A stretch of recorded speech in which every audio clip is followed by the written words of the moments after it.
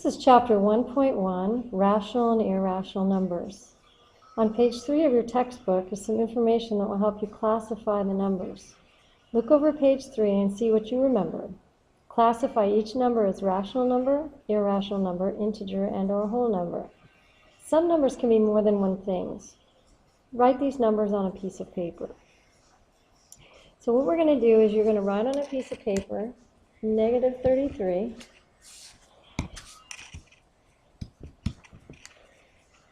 one-third, square root of 49, negative 2.3, and square root of 24. We're going to set up a Venn diagram to show the relationship between rational and irrational numbers. So it's going to be a single circle, oval actually. Rational and irrational numbers are within the real number system.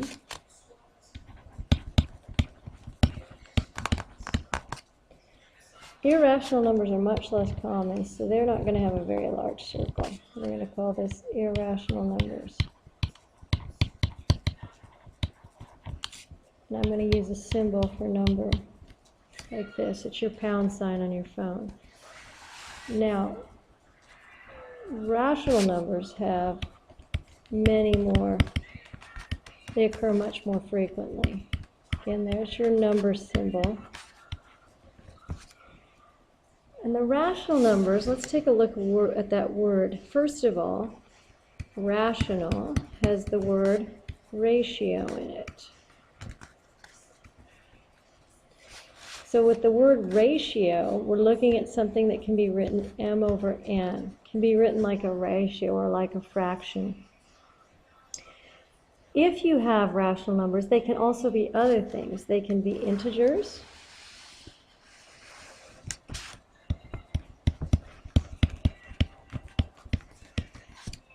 And then sometimes they can even be whole numbers.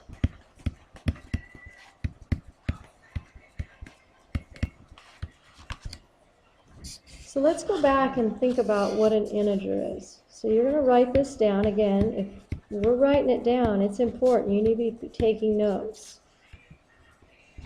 So an integer is going to be all the numbers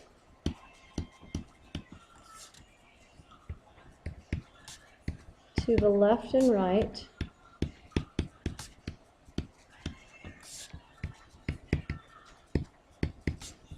of 0, including 0.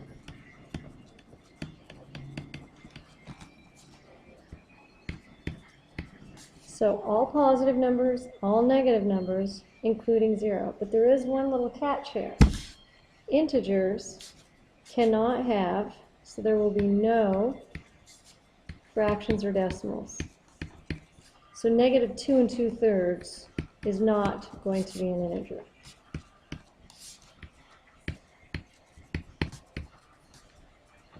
So whatever you put in your integer category can't have any fractions or decimals. Now, integers are only one of your considerations. You've got whole numbers. So what do we know about whole numbers? Whole numbers are very, very similar to integers. Again, you're writing this down because it's important. The first thing that's true about them is there are no fractions or decimals, just like integers.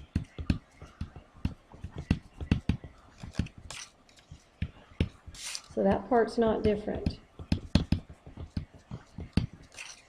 Here's where they're different. They include all the numbers to the right of 0 and 0. So positive numbers, no negative numbers.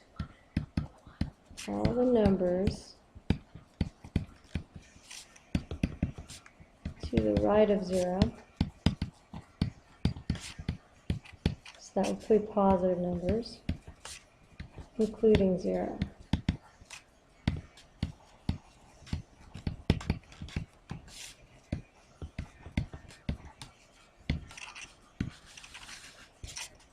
Now, these are all little bits of information that we are going to use as we go through and classify these numbers.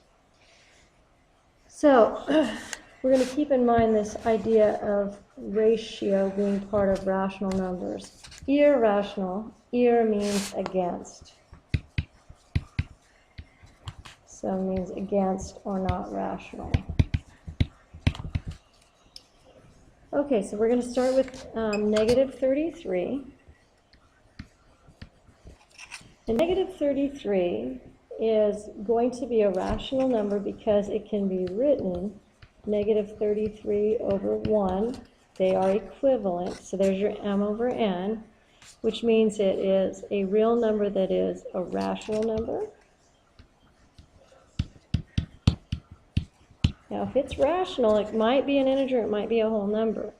So then we have negative 33. Well, it's negative, so it fits the integer. It doesn't fit whole number because whole number has no negatives, only the numbers to the right of 0. So it's going to be to the left of 0. And the next key for it to be an integer is there are no fractions or decimals. So negative 33 is both rational and it is an integer. Then we go to 1/3. 1/3 is not very hard because it already is in its m over n form. So that means it is a rational number.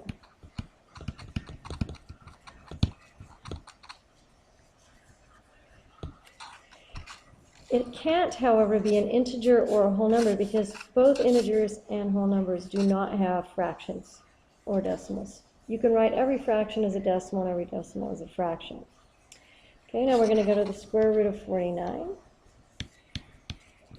Well, square root of 49. What we know about square roots is they deal with just that. They deal with squares. So what you're saying is, okay, you got 49, and that's units squared. That's the area. If you want to know, this is a square, so all four sides are congruent. If you want to know the square root of 49, you're finding the sides, which are 7. So the square root of 49 equals 7. Now 7 can be written 7 over 1, so it meets the criteria for a rational number.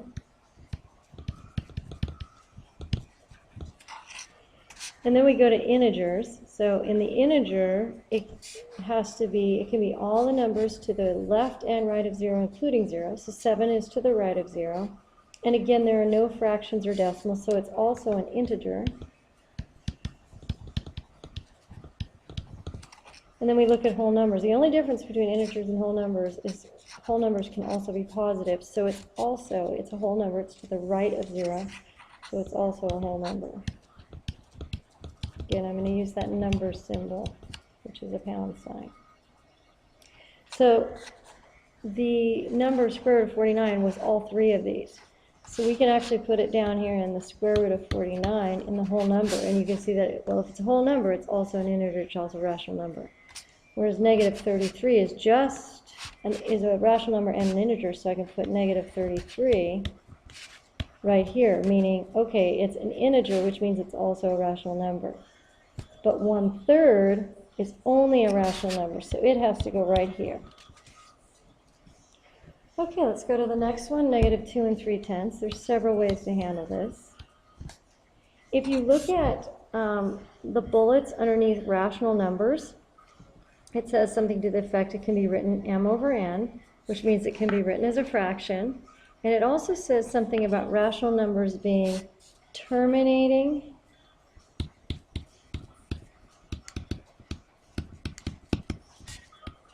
and repeating decimals.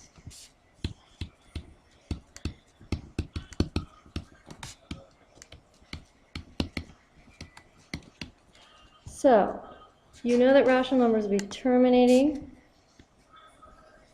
and repeating decimals both.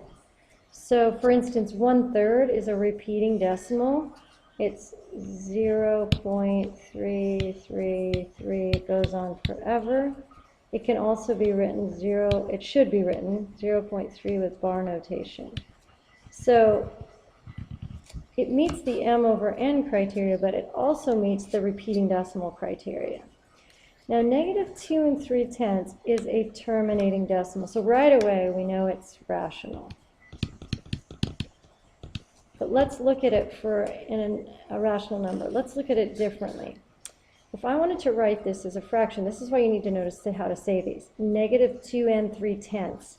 I could write that as a mixed number, negative 2 3/10. Okay, well, there's that m over n portion. So some kids would just say, oh, yeah, that's right, it's rational. But if you're still not convinced, you can write it in the form m over n. So in one whole, there's 10/10. In two wholes, there's 20/10. You combine that with the 3/10 you already have, so this is also negative 23/10. There's your m over n ratio.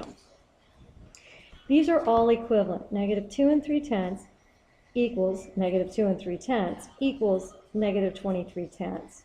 So these are rational numbers. Since it has a fractional amount, it cannot be a whole number, nor can it be an integer. So negative 2 3/10 can only be a rational number. Okay, then the last one we're going to work on is the square root of 24.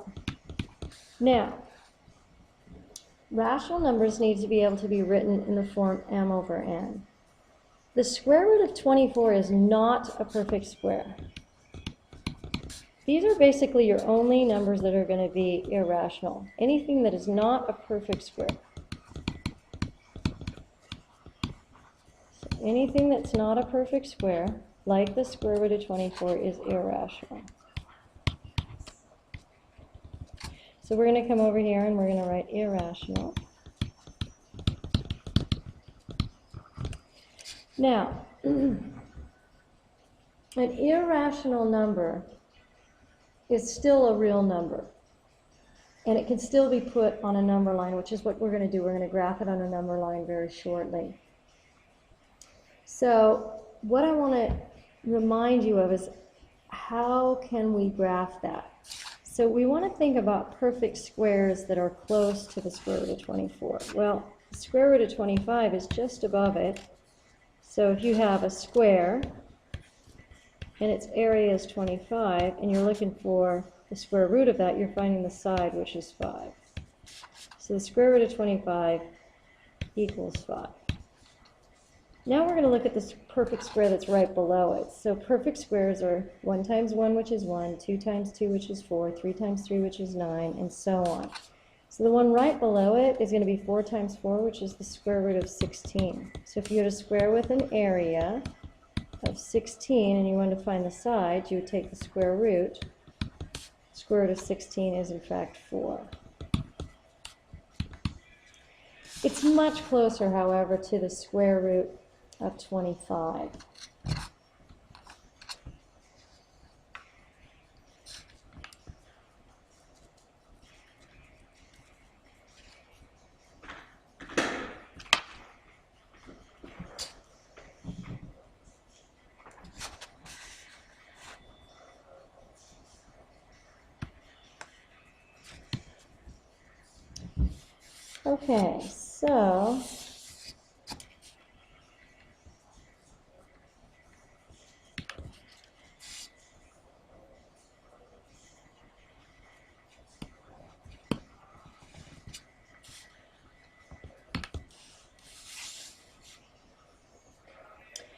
Okay, so if we plug the square root of 24 into the calculator, we come up with, we'll just write it right here, 4.8989. So initially it looks like it's going to repeat, but then it gives us 79486, and so on.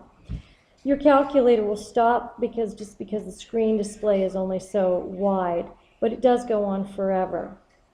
So this is approximately, that's the symbol for approximately, 4.9. So you can see when we graph it, it's going to be much closer to 5, which was the square root of 25, than it is going to be to 4. So now we're going to graph these numbers on a number line. So if you would just draw a straight line to the best of your ability, we're going to go 0, 2, 4, 6,